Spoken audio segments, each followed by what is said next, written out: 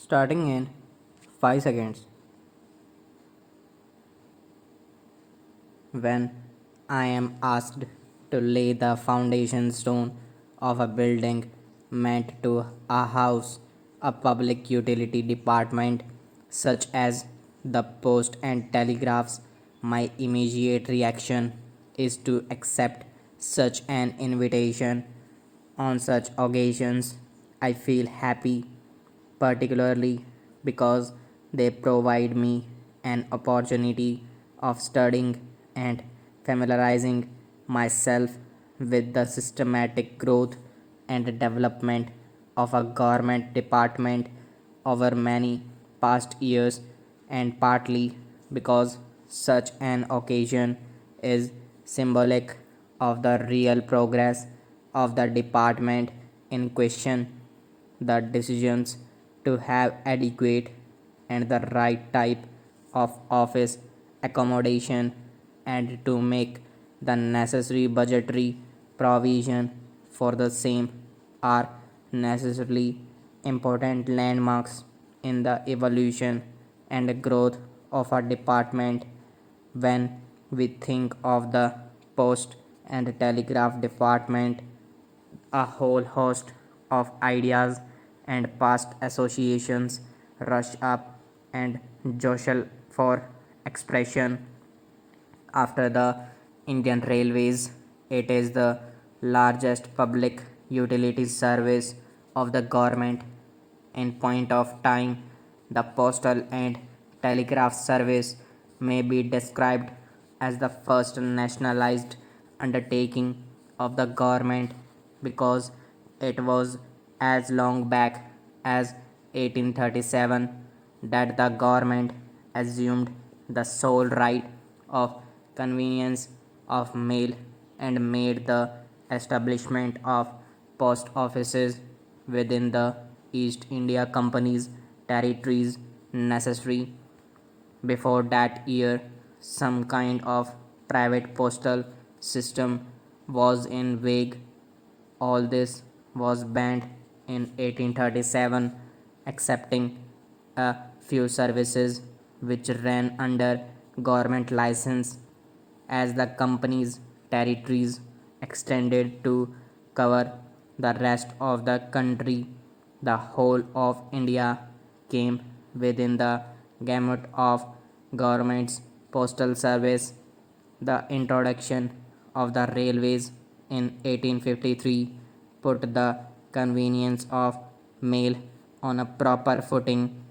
In fact, it marked the end of one epoch in the postal history of India and the beginning of another.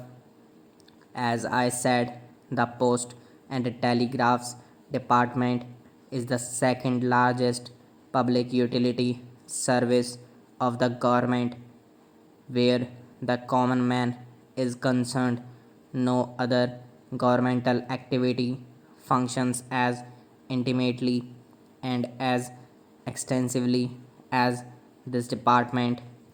The punctual postman going on his rounds all round the year, the long red colored letterbox standing guard at the familiar corner in a village, the modest hut which serves as a post office.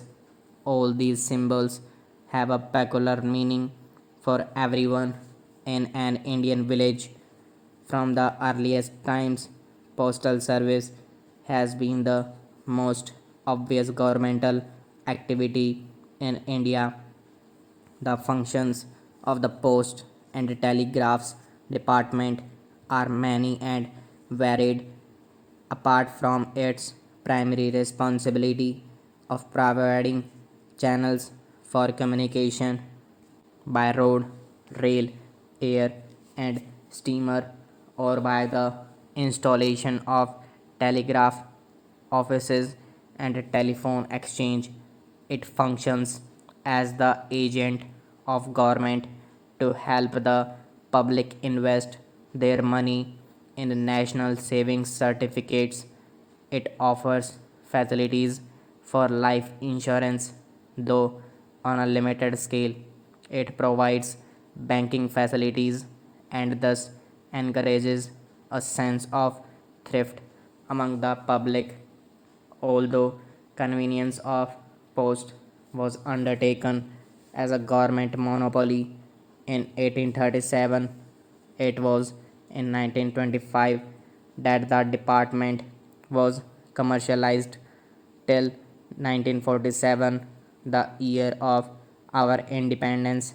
Its expansion and progress had been slow, though quite steady.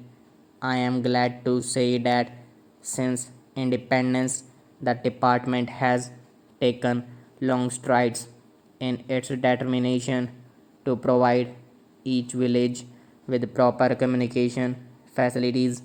Over 25,000 post offices have been opened since August 1947 as compared with 20,024 which were already in existence in undivided India. This increase in the number of post offices stupendous as it gives, I believe, an idea of the progress that the post and telegraph department has made during the last 7 years. At present, every village with a population of 2000 or more has been provided with a post office. No wonder that the number of letter boxes has also gone up by about 130%. Apart from this quantitative expansion in all directions, a good deal of progress has also been made in reducing the time lag and otherwise improving the general service for the benefit of the public. Whenever an occasion for a journal review of national progress during the years of freedom has arisen, I have heard our telecommunication services being mentioned prominently. I would like to congratulate the Ministry of Communications and the P&T Directorate for the amount of goodwill and appreciation they have earned for themselves. They all UP Air Mail scheme constituting as it does a unique landmark in the history of mail communications in India. The institution of mobile post offices in urban areas, the novel on your phone scheme, and the contribution that the post and telegraph department has made in popularizing the national language. These are some of the things which have been greatly appreciated by the public. Expansion of the postal and telecommunication services in the rural areas is the main item in the 5-year plan. So far as your department is concerned, I am glad to say that well done, boys.